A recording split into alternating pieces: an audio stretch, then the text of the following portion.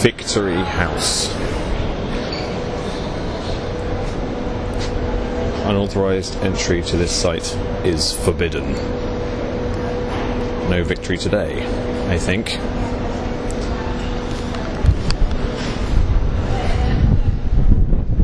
So, having spent several hours yesterday looking at all of the evidence into the Boston bombings, I don't really feel like I'm any more informed than I was before, possibly more confused. There was lots of strange anomalies. Now, I first concerned myself with looking at the guy who supposedly is called the amputee actor, which I'm sure most of you have come across. And if you go on LiveLeak, of course, you can see all of the very grisly so-called fake photographs of all these people who supposedly had their limbs blown off. And I have to say, after immersing myself in all of that, in air quotes, evidence, I have to say that I'm fairly convinced that the so-called original amputee actor, the guy with the shin bone sticking out, who was wheeled out in front of the cameras, I have to say that I am fairly convinced that he did indeed lose his legs. What the hell is going on here? I am in Chinatown.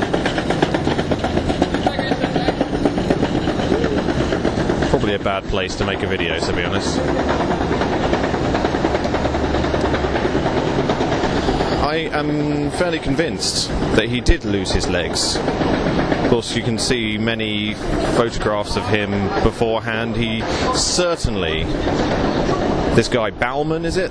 He certainly is not the guy who it was in the army, the guy in the battle fatigues, the guy that photograph that's going around saying it's actually him. No, it's not that army guy. A lot of people saying he's not the guy who was in the hospital. He was the guy that was in the hospital. You can see quite clearly that he was. It seems actually that he did lose his legs. I mean, whether or not he was, wheeled out in front of the world's media for shock value is another question. Why they didn't attend to his wounds straight away when they were attending to people who seemingly had fewer injuries is certainly curious. Probably the most curious thing about it is the fact that there is a picture, of course, with one of the so-called first responders, who was just a guy in a blue or black uniform, who is indeed missing a leg, but not because it was blown off, but because it just doesn't seem to be there. It's like his leg is transparent. Stuff like that is a bit strange, isn't it? It's very, very strange, as if that photograph is faked. Does this mean that the whole thing was faked and it was a fake bomb? No, I actually think it was a real bomb. I really do. I really think it was a real bomb. A lot of people saying it is, a smoke bomb, and these guys were putting on fake limbs and stuff. Looking and really studying the grisly photographs, you can quite clearly see there are people who lost legs. And what you're seeing there is not actors. You can see basically pretty much dead, passed out people. It's not very nice looking at that sort of thing, but you have to look at the evidence if you're going to come up with some kind of opinion as to whether it's real.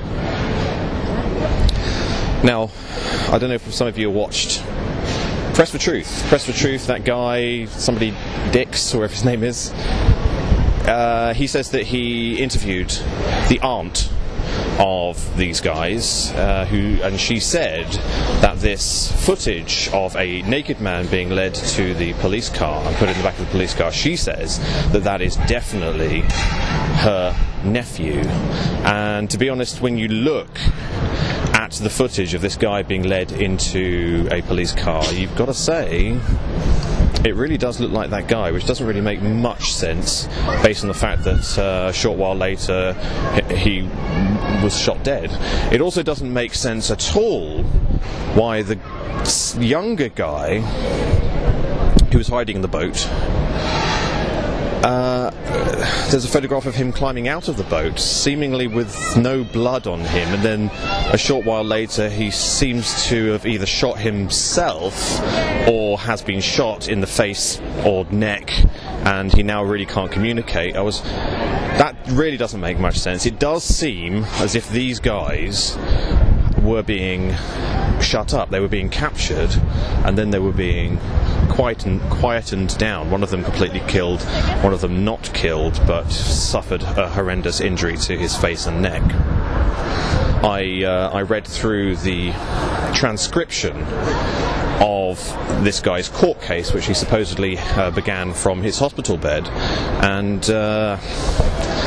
this poor guy, I say this poor guy, you know, he's being demonized. I have seen no real evidence to say that he put a bomb there. I have seen no evidence at all that he is guilty of bombing. If I've seen that, if anybody wants to show me that evidence of him actually putting the satchel charge down or wherever it was and it actually going off, then I'll be more than willing to have a look at it. But right now, I haven't seen any evidence to say that he is guilty. However, in the transcription to his so-called case, and I'm going to sort of call it his so-called case because it really is not justice in any kind of way, at the beginning of the transcript, the judge says to him basically, if there's anything that I say that you don't understand, you have to say something. And he nodded because he can't speak. Now, if you understand legalese, exactly, if you know legalese, then you know that understand doesn't mean comprehend, it means stand under. So the judge said to him at the very beginning of his so-called, in inverted commas, case, or hearing, if there's anything, this is what the judge said, and I quote, if there's anything that I say that you don't understand, you have to say something. Yet this is a guy who's had a bullet through his vocal cords. He can't say anything. So still very confusing what's going on here, but I suspect there is a massive miscarriage of justice going on here.